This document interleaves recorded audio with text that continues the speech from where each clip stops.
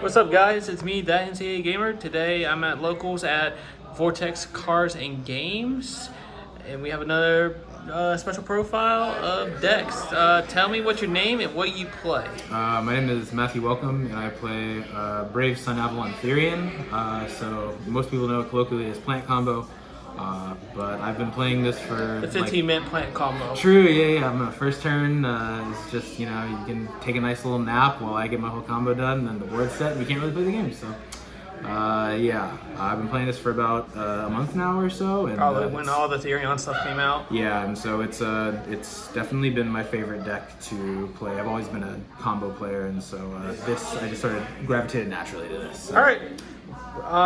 Tell me how many cards you play, and we'll show you the spices. So I play 49 cards in my main deck. Is that an average for Plant Therion? It's definitely a little over, I'd say, but Okay. I play the Small World package, and not everybody plays the Small World package.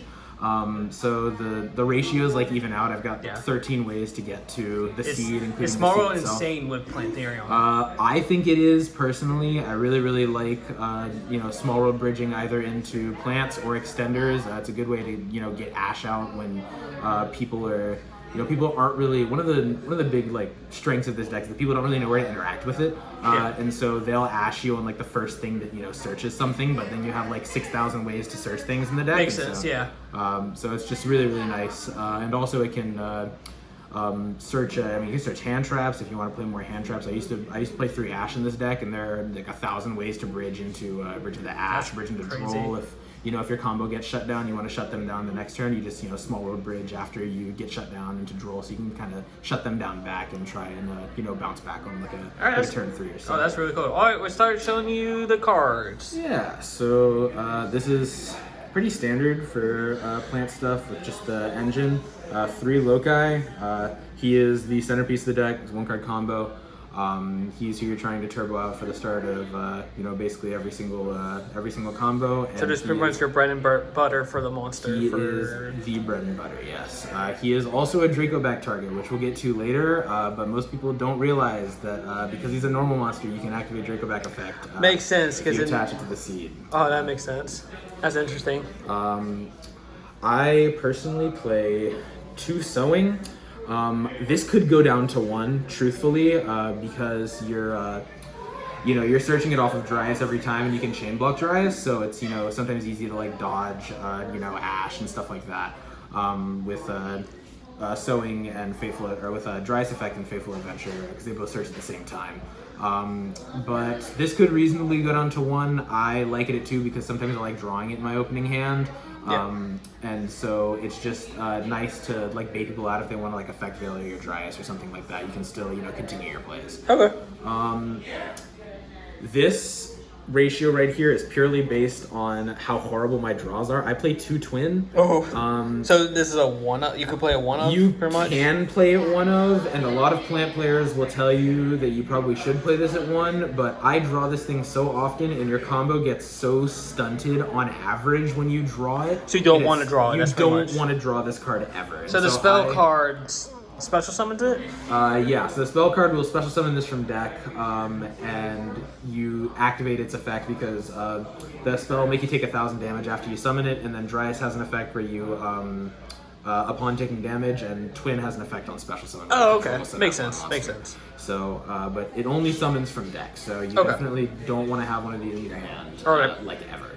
Right. But it can be good for follow-up on turns turn 3 after your opponent is interacting with your board. Okay. Outside of the main Sunseed, main Sunseed cards, I've got general plant support and extenders for this combo.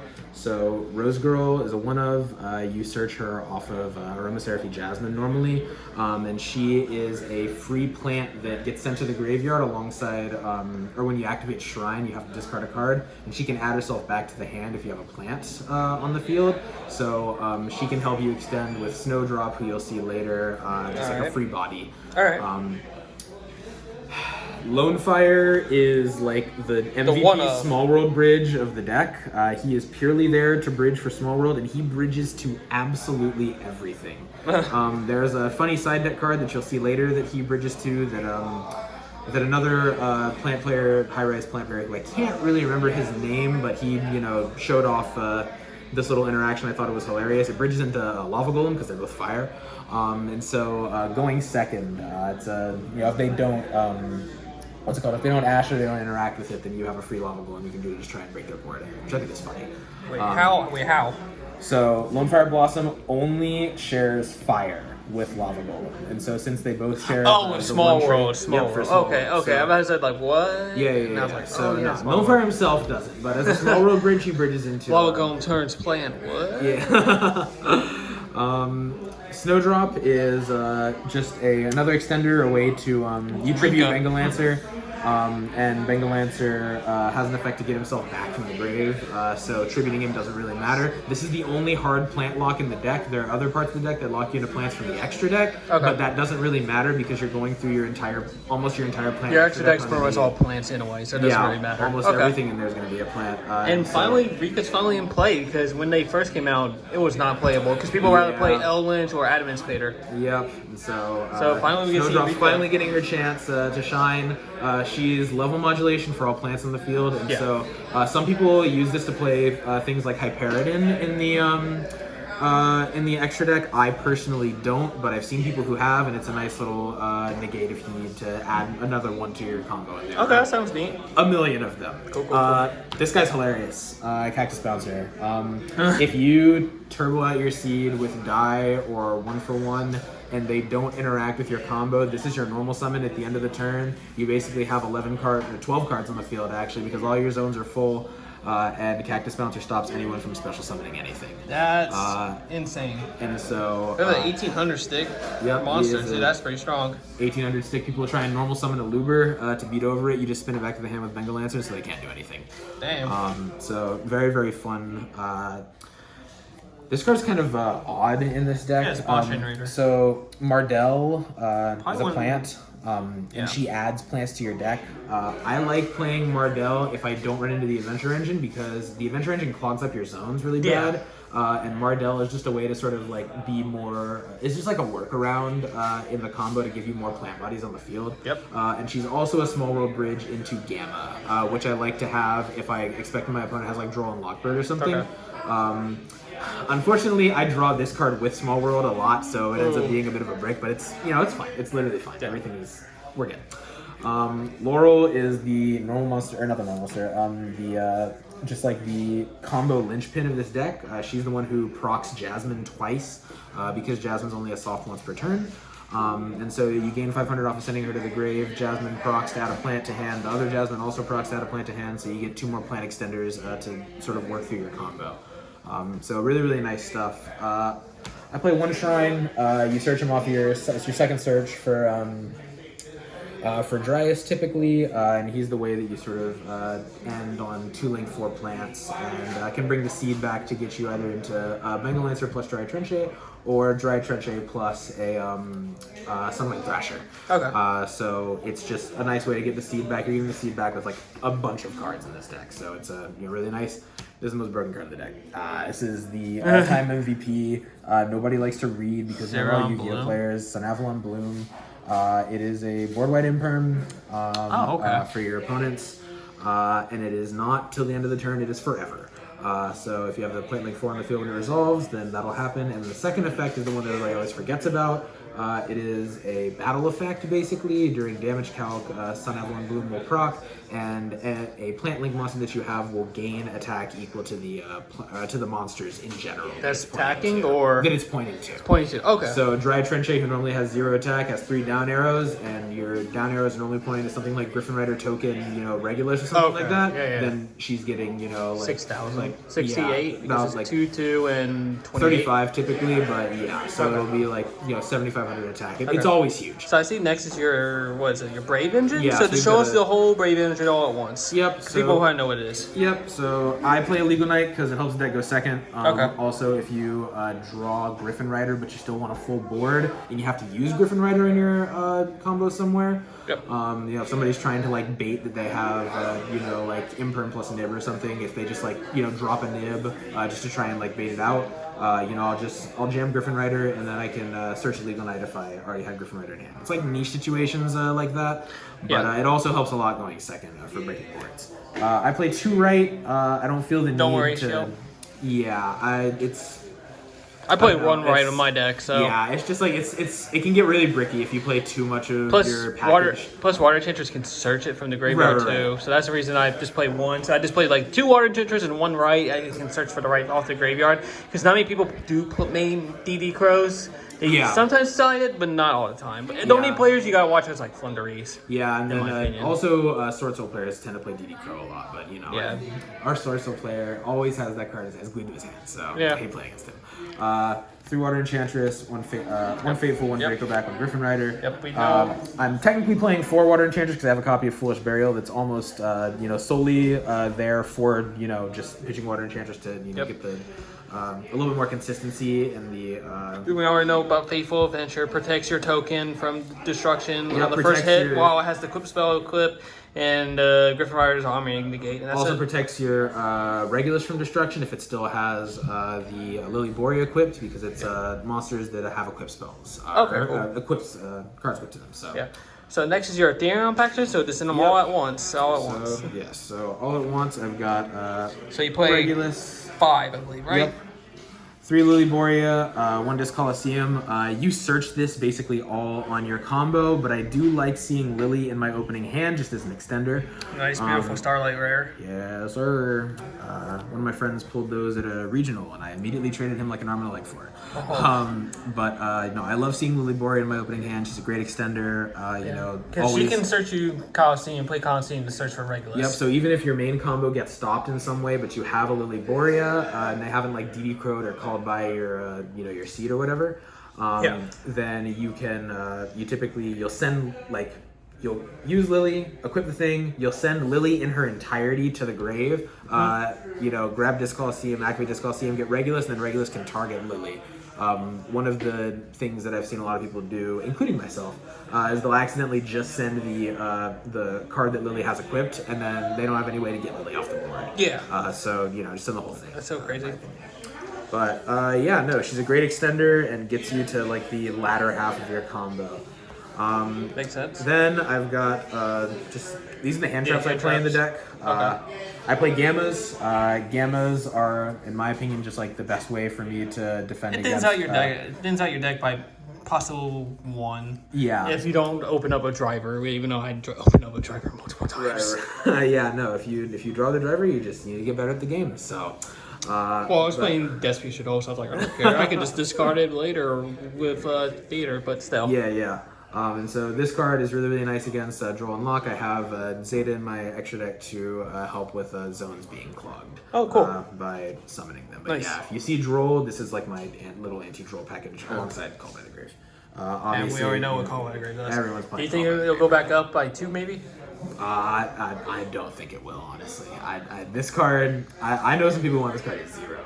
So it's just like... We need to at least have to interact the hand traps. I don't agree with it, but that card... I don't want to see it at 0. I'd rather have that at 1 or 2 at least, because we need to have some way to interact with a hand trap. Because one day we're gonna get Max C back. We need something to interact, and the only way to interact is the Call by the Grave, Gamma, or sometimes Share Ride if you want to do that. Just be funny. It's like, you draw, I draw. So, and then I've got a bunch of ways to get things out and extend things. I'm going to put this all down at once. Do it. That'd be better. I'll go one at a time. So 1 for 1 Water Enchantress is full combo. I draw this combo This is how you summon out the level 1 seed monster, right? Sure is. It's one of the ways that you special summon it. That's a way you can Cactus Bouncer. And so 1 for 1 is just it's fantastic. If it ever goes up from 1, then you're playing however many you possibly can, because it's just a fantastic card. Here's my Foolish. This is my 4th copy of Water Enchantress. I don't know why it's down here with the plant stuff, but hey, it's fine. It's your staple stuff. So that's it also can dump cards for Lily Borea to target, or if you open Regulus Foolish Burial, you can dump Lily Borea herself, so Regulus has a target. Yeah, but Foolish Burial is a generic staple too. So Yep. Phantom Knights use it. Yep. Despian could be using it. Painful decision. I don't run 3 of these because I feel like if you run 3 of these, you run the risk of running out of seeds way too early. So this is a card that's kind of like a last resort. Yeah. It's good in and of itself in a different way than my other starter cards because you get a seed in the grave, so you can start extending with Lily Borea. Or if for some reason you have to get a shrine very, very early, you have a copy in the grave, and if somebody uses DD Crow, they obviously can't get 2 seeds. Yep.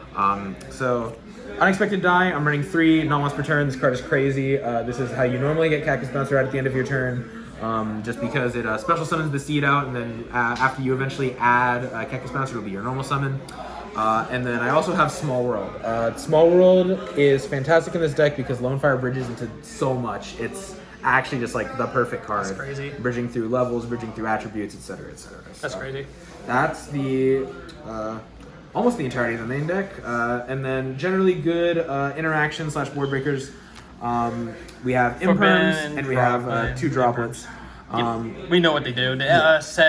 The column can be negated, or you can disactivate from hand. I technically called Imperms a hand trap, in my opinion. Because you can activate this on your main phase if you have no cards in your field. So this card is a good second or first turn. So I always think it's a hand trap. I don't know if many people think of that, but yeah, Imperm is weird in this deck because I've gone back and forth on it, but if you have the adventure engine, your back row is going to get really, really clogged. Yeah. And so Sunavalon Bloom is in and of itself an Imperm, basically. Plus and so I use Imperm more as a hand trap than plus just the like good Sunavalon spell card is a continuous spell card, I believe, right? Right.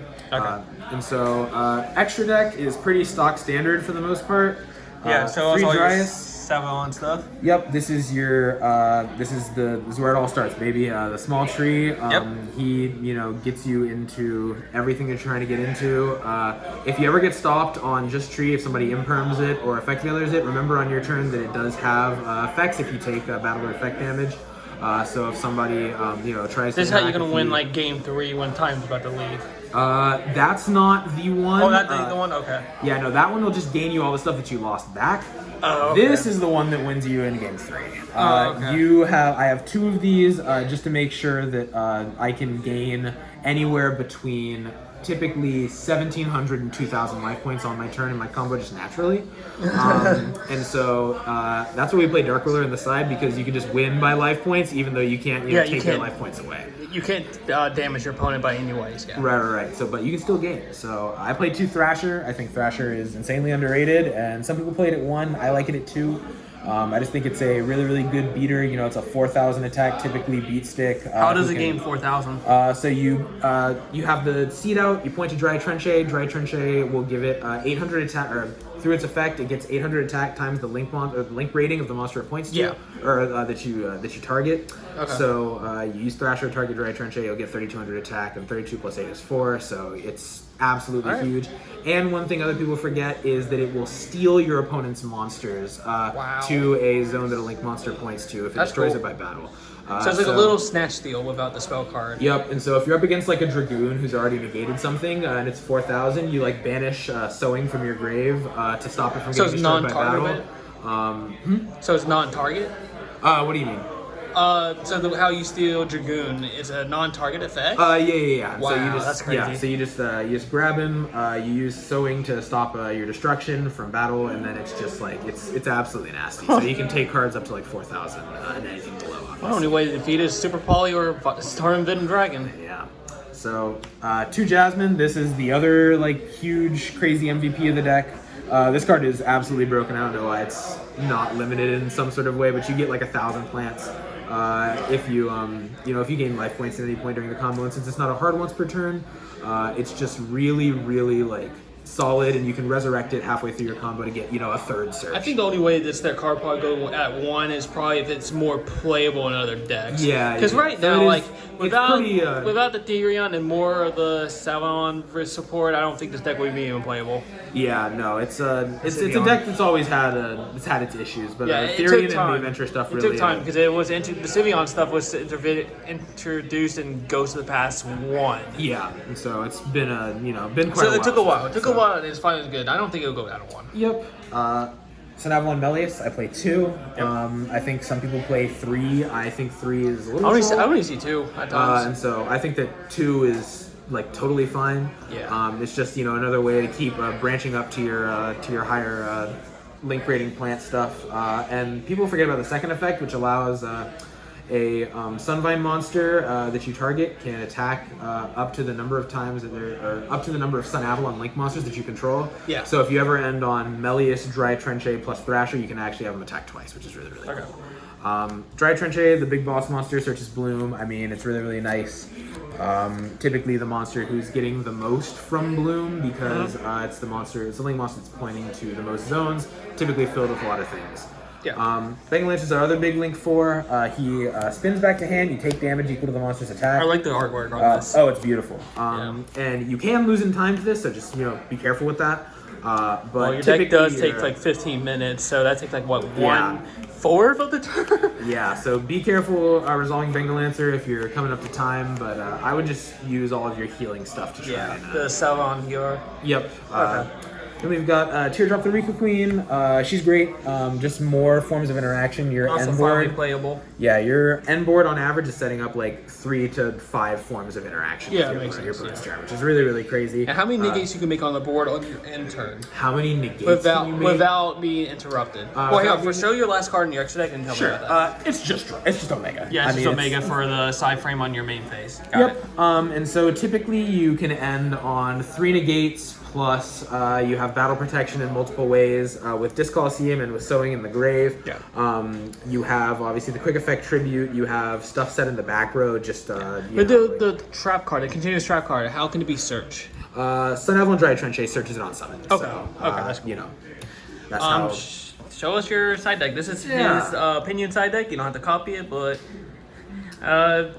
do whatever you want. This is the best card in the side deck, Dark Ruler. This is the second best card in the side deck. Nah, this is the best card. Come on, it's a fantastic board. Hang on, if Imperial Order's not banned, yeah, second best. But no, this is better because your monsters cannot. It's like what type of spell cards can stop it? You know what I mean? Except for.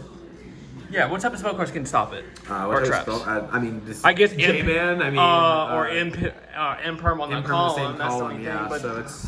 Who do you think is going to set on that right column? Yeah, true. And I'm not going to play if you're going first, you're going to send that thing first, and you don't have no monster. So yeah, no, definitely. And then Dark Ruler, even the Dark Ruler's really good against decks that build big boards like Punk Synchro. Building stuff like with Baron and Hulk, Dag, all that stuff. Probably Sword Soul because they have the 2 big monsters. Yeah, Sword Soul. I'm also still worried about Heroes. Blackout. But yeah. So any stuff, any end board that's like just a ton of monsters. And like interaction with monsters, this card's fantastic. Yeah. This is the best card in my side deck. Droll stops people search Droll adding stops stuff. So many decks right now. It stops everything from Fluanderies to this deck. This deck just like folds in half to Droll. Yeah. I play 2 D-Barrier. D-Barrier is really, really good right now. This is actually... Why 2? So I used to have it at 3, but I have a bunch of little cute one-ofs. Some of them are searchable. Such as Naturia Rose Whip. It's sort of the opposite of Cactus Bouncer, but it makes the matchup into... trap, activate once. Yeah, and so... So it's like a window, pretty much. Yeah, but for spell trap. So it's pretty interesting. I think it's neat versus decks that are constantly trying to use spells and traps. Funny thing about this card, if you have the Coliseum, it takes 2 hits to take this thing down. True, sure does. It's not fun. It's the Lava Golem I was talking about earlier. Yeah. Lava Golem is funny, but it's sort of hard to get off in practice because you do need a 1-for-1 or the right engine to sort of like play through it because obviously it takes away your normal summon. Yeah. And so if you're only plays normal summon Seed, I would not small world into Lava Golem. But aside from that, I play. This is supposed to be 2 Raigeki. That is a Twin Twisters because I had to swap it out for something else in a different deck. So two to Raigeki. Just pretend that this one's a Raigeki. It's like a weird looking Raigeki. There we go. Yeah. It's the altar printing for that. Back row hate, Feather Duster, Red Reboot. And Traps card hate. Yep. So And then my last card here is Anti-Spell Hate alongside that. Venomous or Pankratops. Yeah. You know, is just... That card can stay out one forever. Yeah. I don't even care. It's very, very, very good going second. And so that's the list. All right, cool. Before we end this off, any ideas or suggestions before playing this deck if anybody wants to try it out? If you want to try this deck out, I would recommend playing against your friends who really, really know, like, have decks that interact with this deck a lot, because it's really, really easy to just go into, you know, Omega or Dueling Book or whatever and just lab your combos, like, assuming that there's going to be no interruption. But in reality, that's rarely how it goes off. You know, your decks are playing a lot of hand traps right now before we get into, you know, this like more of a board breaker meta that's going to come in next with a lot of droplets and Darkler No More. Plus we're having Splight and Tier Element and more hero support. Right. And so, you know, you have to figure out how to keep your combos going if you get interacted with, you know, via Ash, via, you know, like how do you actually get through like Nibiru plus Infinite Impermanence? You don't. But, you know, just stuff like that is what's going to actually happen to you in game. So I would just say, you know, try and lab stuff, but with people who are like, you know, actually like going to interact with your deck, you know, either through like DD Crows or Ash Blossom, stuff like that. It's just the best way to play the deck is through adversity. Because it's really, really easy to just learn the combo and just combo off like nothing's going to happen. But that's rarely how it is. So. All right, cool. I hope you enjoyed this video. Leave a like, share, comment, and I'll see you more next time. Bye, guys. See ya.